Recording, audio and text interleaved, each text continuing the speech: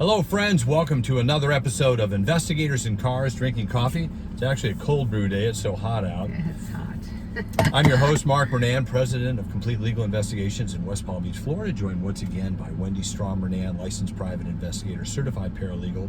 And we are the second of three keys to success as a private investigator, running a successful private investigative business. This is so good. It really I is. can't wait to do So all go three, back yeah. and look at the first key, which is develop your plan. But we'll get to that in just a moment. We want to direct you, of course, to our website at theprofitablepi.com, where you will find our series of manuals and ebooks on how to build a successful private investigative business. How about that? Yeah, we're talking about our sweet spot here. But visit us there at theprofitablepi.com, where you'll find manuals and ebooks on marketing, on getting paid, all your full worth. That's important. That's important. Get paid, get the money up front, and also investigative procedure, research procedure. So you'll find all those items at the profitablepi.com. But now first, before we dive into our subject, let's hear from our sponsor at orep.org, liability insurance for the working private investigator. This video is sponsored by OREP Insurance and Working PI Magazine. OREP is a leading provider of private investigator liability insurance nationwide. Get your quote at orep.org today. Well, we're now in the second key of success as a private investigator. Success as a private investigation business here. Okay. The first one was develop your plan. Yes. Okay, and we talked about how important it was to plan your business out. This one, we want to talk to you about developing your resources and your skills. Oh, nice. So what kind of resources do you imagine that a business needs? Money. Cha-ching, cha-ching. I'll put a little thing, dollar. Yeah. You got to have some money lined up. You need access to cash or credit.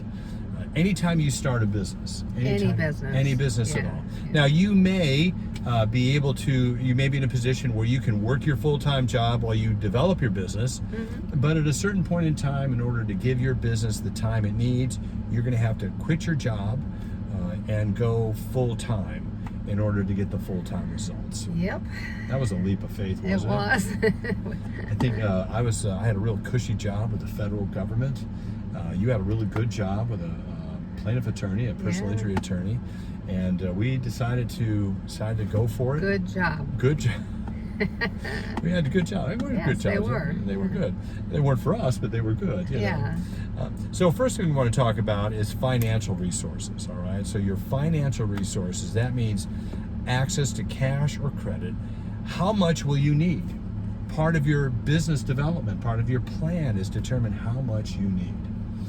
How long will it take to replace your current salary? If you have no clients at all, or you start with one client, how long will it take you to replace that income that your employer has been paying you for however long you've been doing it? Good to know. Yeah. You need it. What did we? Now we had one benefit. You had a really good job. Yes. It wasn't enough to live on. But what do we do? Where do we get some cash from? Well, we got a line of credit on our house. That's how we started. A home equity line of credit. Yep. And then eventually we earned the right to have a line of credit with the bank, a business line of credit. And once we established credit, we went with a smaller bank and really got to know the people there. And so we still have that line of credit. Yeah, still, 20 years later almost. Yeah. And that was really important to have a relationship with your bankers, but that'll be some of your professional resources we'll get to in just the beginning. We're going to recommend that if your common sources are a savings account, if anybody still has those things anymore. Yes. A spouse with a steady income and insurance. Yeah. Because eventually, if you go private and you may even have to pay for your health insurance. Yeah. Do you have access to a line of credit? Do you own your own home? Do you have some equity in it? Pensions are possible, but you really have to remember you're not going to do this forever. So I really don't advise against drawing against your pension fund. Yeah. Go with a line of credit. And friends, if you do not have access to credit, then perhaps you need to get some things in order before you quit your job and go into business for yourself. Yes. Because some of the scariest nights we ever had were what? You know where the money was coming from. Yeah. I mean, it's stressful. Yes. It's stressful enough to have a business. You don't need the financial stress of how you're going to finance it. So having access to cash or credit, or get yourself in a position, it may take you 3, 4, 5 years in order to do that. But you need to take that just to protect yourself and your family. It's the only reason we're still here today. Yeah, is we had access to credit when we needed it, and then we paid it back. Yes. That's the fundamental business. I'm going to suggest this: don't finance a business with your credit card. Yes, I see those commercials. Oh my American word! Express. Oh please, yeah. Sometimes it's unavoidable, but pay that back because you're paying 20% interest. It's ridiculous. Yeah. All right, that's the first one: financial resources. Second one: professional resources. Professional resources. Yes. Like who helps us with our business? Well, our accountant. Oh yeah. Our CPA keeps us out of trouble. Gets our taxes paid. That's not something you want to let go ever. You want to stay on this side of the IRS, not the other side of the IRS. Yeah. You need an attorney. We hired employment attorneys to help us when we created our processes and procedures. And we do market our employee and subcontractor handbooks on there, which we developed through the help of our employment attorneys. Yes. So we offer those on our website, theprofitablepi.com. Check those out, but always, when you're in business, don't just cut and paste, talk to your own, but you can use these manuals as templates for developing your own policies and procedures, which we highly recommend. Every state obviously has every state has their own. You need to know your own. You need to hire a professional to help you develop those to grow your business. You need to network with other business owners. That's really important. Yeah, I mean, how many times do we contact other through our state association or who else? Constantly, yeah. Yeah, we contact we're in the Florida Association of Licensed Investigators, our good friends here, FALI, the National Association of Legal Investigators all over the country. So when we have projects that we need that aren't in our jurisdiction, we can contact, we have literally hundreds of associates that we can call on.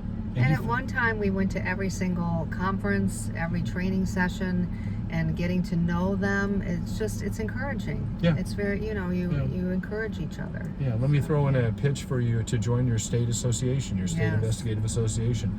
Great people in the same boat as you are, lots in common, who you can call. If you're in California and you're down in Southern California, you might need something up in Northern California. Yeah. You pick up the phone and talk to somebody you met at the conference. I know. We do that. We get so many people. Just the other day I put out an email. I had so many people on FALI that wanted to help. It was very huge. So this is a big call out to your state investigative association. Last thing is going to be your personal skills. Your personal skills. Yes. And what are those going to be? Well, you mean as far as education? Yeah. You have to keep learning. Don't ever think you know it all. I still, at this point, I do webinars, and now it's so easy to do them from your desk. So we have certifications that we have to do certain CLE, but it's so important. I always learn something. Wendy, if any time it's quiet in Wendy's office, I know she's on a webinar. I sneak in the door there. She's listening to somebody while she's taking notes. Yeah. She's the best at it. But we've been to dozens, probably hundreds of conferences over the years, and have been encouraged by all of them and learned a little bit of something from every one of them. Even if you learn one thing that helps your business, it's worth it. Books and podcasts. We'll talk about that in step 3 as well, but books and podcasts are also very, very helpful. Yeah. So anyway, that is the second of 3 keys to success as a private investigator, running a successful private investigative agency. Develop your resources and skills. Yes. Nitty-gritty stuff here. Nitty-gritty. These are the details that keep your business going. So, but again, visit our website at theprofitablepi.com, where you will find our manuals on running a successful private investigation business, from the manuals for employees and subcontractors to marketing, to attorneys, to getting paid on invoices which you've sent out. So those are all available at theprofitablepi.com. Visit our sponsors at orep.org, liability insurance for the working private investigator. And we'll see you on the next episode, part 3 of the 3rd key of running a successful PI agency, on the next episode of Investigators in Cars Drinking Coffee. Exciting.